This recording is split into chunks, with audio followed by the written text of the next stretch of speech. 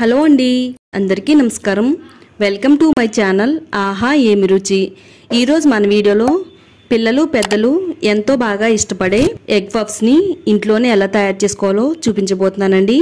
ఈ egg puffs తయారు చేసుకోవడానికి బటరు, ఓవెన్, నెయ్యి లేకుండా చాలా రుచిగా ఎలా తయారు చేసుకోవాలో ఇప్పుడు చూపించబోతున్నానండి. వీడియో ఎక్కడ కూడా స్కిప్ చేయకుండా ఫస్ట్ నుంచి లాస్ట్ వరకు చూడండి.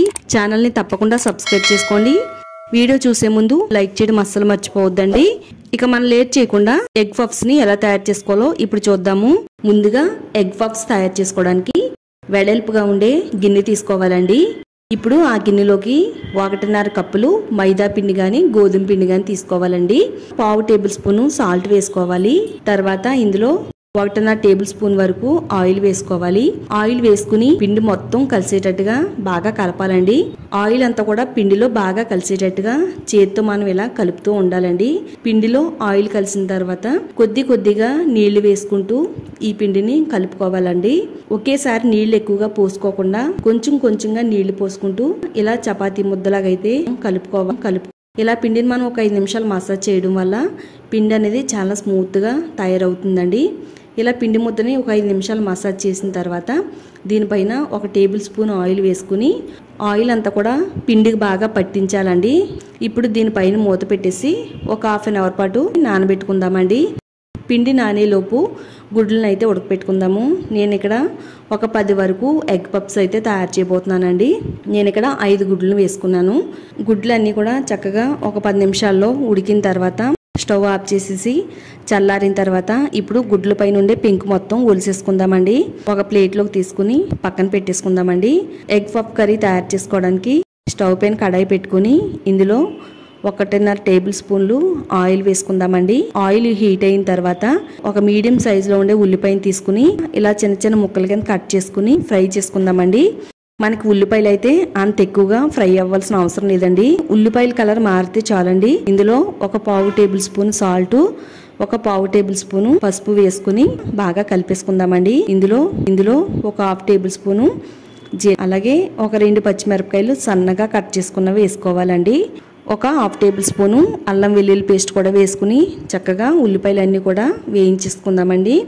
అల్లం వెల్లుల్లి పేస్ట్ పచ్చివాసన పోయేంత వరకు వేయించేసుకోవాలి. దీనిపైన మూత పెట్టేసుకుని చక్కగా మనకి ఉల్లిపాయలు, అల్లం వెల్లుల్లి పేస్ట్ అన్ని కూడా వేగిపోతాయండి. ఒక 1/2 టేబుల్ స్పూను ధనియాల పొడి వేసుకోవాలి. ఒక 1/2 టేబుల్ స్పూను చాట్ మసాలా వేసుకోవాలి. ఒక 1/2 టేబుల్ స్పూను కారం వేసుకోవాలండి. మొత్తం ఈ పొళ్ళన్నిటిని కూడా వేసిన తర్వాత ఒక నిమిషం పాటు ఆయిల్లో ఫ్రై అయిన తర్వాత కొద్దిగా కొత్తిమీర జల్లేసుకుని చక్కగా అంతా కూడా కలిపేసుకుని స్టవ్ ఆఫ్ చేసుకుని పక్కన పెట్టేసుకుందామండి. మనకి ఇక్కడ ఎగ్ పఫ్ కర్రీ అయితే రెడీ అయిపోయింది. ఒక అరగంట పాటు పిండిని అయితే నానబెట్టుకున్నాం కదా. ఇప్పుడు నానబెట్టుకున్న పిండిని మరలా ఒకసారి చేతితో మొత్తం అంతా కూడా కలిసేటట్టుగా ఒత్తుకోవాలండి.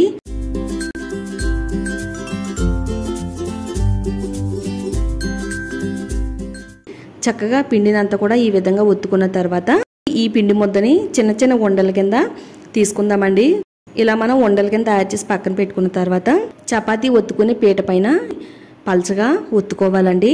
దీనిపైన కొద్దిగా ఆయిల్ అప్లై చేసి పల్చగా రౌండ్గా తయారు చేసుకోవాలండి. ఇలా వెడల్పుగా మొత్తం అన్ని వైపులా కూడా రోల్ చేసుకుంటూ పల్చగా ఈ విధంగా ఇక్కడ నేను వీడియోలో చూపించిన విధంగా చేసుకోవాలండి. వీలైనంత పల్చగా ఒత్తే మనకి ఎగ్ పఫ్స్ అనేవి చాలా బాగా వస్తాయండి. ఒక 4-5 ముద్దలు తీసుకుని ఇలా పల్చగా రోల్ చేసుకోవాలండి.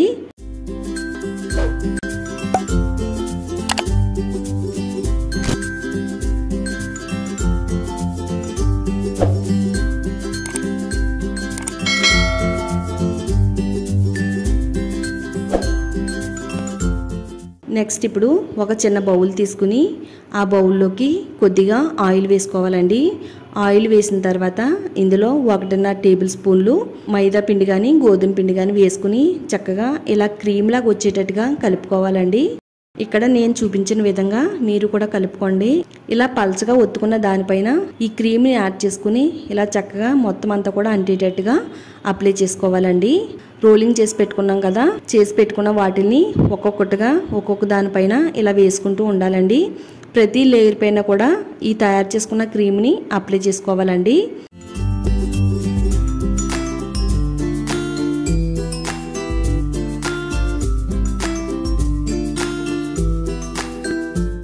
వీటి అన్నిటిపైన కూడా చేతితో ఇలా ఒత్తుతూ ఉండాలండి. చక్కగా మనం ఇలా చేతితో నొక్కడం వల్ల ప్రతి పొర కూడా అంటుకుని విడిపోకుండా ఉంటుందండి.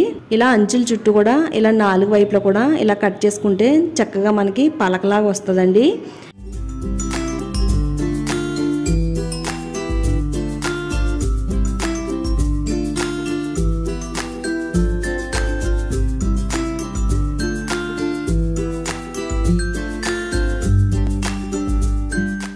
నాలుగు వైపులా కూడా కట్ చేసుకుంటే మనకి 4 భాగాల కింద ఇది రెడీ అవుద్దండి.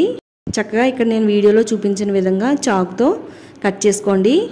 తొందరగా కట్ చేసుకోకుండా కొంచెం నెమ్మదిగా కట్ చేసుకుంటే చక్కగా మనకి ఇవన్నీ కూడా పెడతాయండి. ఇప్పుడు ఇలా కట్ చేసుకున్న తర్వాత ఎగ్ పఫ్ కర్రీని ఇలా ఈ విధంగా పెట్టుకోవాలండి. ఒక్కొక్క స్పూన్ వేసుకుంటే సరిపోతుంది. ఒక్కొక్క ఎగ్ 2 భాగాల కింద కట్ చేసుకుని ఇలా దీనిపైన పెట్టేసుకోవాలండి.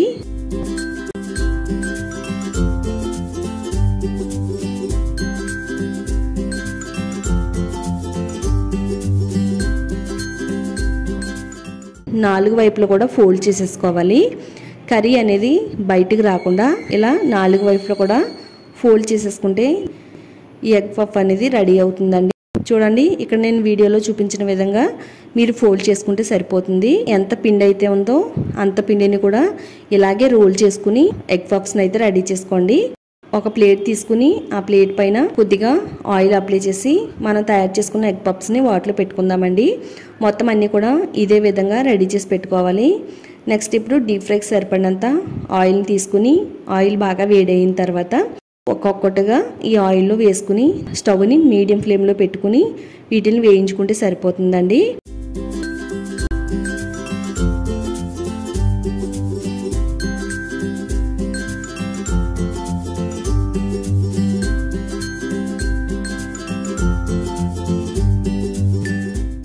ఇవన్నీ కూడా గోల్డ్ కలర్ వచ్చేంత వరకు వేయించుకోవాలి. ఎక్కడ కూడా విడిపోకుండా మనకి ఎగ్ పఫ్స్ అన్ని కూడా చాలా కరెక్ట్గా వచ్చినాయండి. అచ్చం బేకరీలో కొనే ఎగ్ పఫ్స్ లాగే ఉన్నాయండి. చూడండి చక్కగా మనకి ఎగ్ పఫ్స్ అయితే రెడీ అయిపోయినాయి కదా. ఇలా రెడీ అయిపోయిన ఎగ్ పఫ్స్ని ఏదైనా సాస్తో సర్వ్ చేసుకుని తింటే సరిపోతుంది. మనం బయట కొనుక్కునే ఎగ్ పఫ్స్ తినడం కంటే ఇలా మనం ఇంట్లో తయారు చేసుకుని పిల్లలతో పాటు పెద్దవాళ్ళు కూడా తింటే హెల్త్కే మంచిదండి. మరి బయట తయారు చేసే ఎగ్ పఫ్స్ అంత మంచిగా ఉండవండి. వాళ్ళు నిలవేయి కూడా మనకి ఇచ్చే అవకాశం ఉంటుంది. ఎప్పటికప్పుడు ఫ్రెష్గా తినాలి అనుకుంటే కనుక ఇలా మనం ఇంట్లో వారానికి ఒకసారి అయినా కానీ ఈ విధంగా ఎగ్ పఫ్స్ని తయారు చేసుకుంటే చాలా మంచిదండి. చూడండి నేనైతే ఇక్కడ మధ్యలో కట్ చేసి చూపిస్తున్నానండి. చక్కగా లోపల వరకు కూడా ఫ్రై అయిందండి. ఎంతో ఈజీగా తయారు చేసుకునే ఎగ్ పఫ్స్ అయితే రెడీ అయిపోయినాయి. మీరు కూడా ఇంట్లో తయారు చేసుకుని టేస్ట్ ఎలా వచ్చిందో ఈ వీడియో కామెంట్స్ బాక్స్లో షేర్ చేయడం మాత్రం అస్సలు మర్చిపోవద్దు. తప్పకుండా షేర్ చేయండి. ఇలాంటి మరిన్ని టేస్టీ రెసిపీస్ కోసం ఛానల్ని తప్పకుండా సబ్స్క్రైబ్ చేసుకోండి.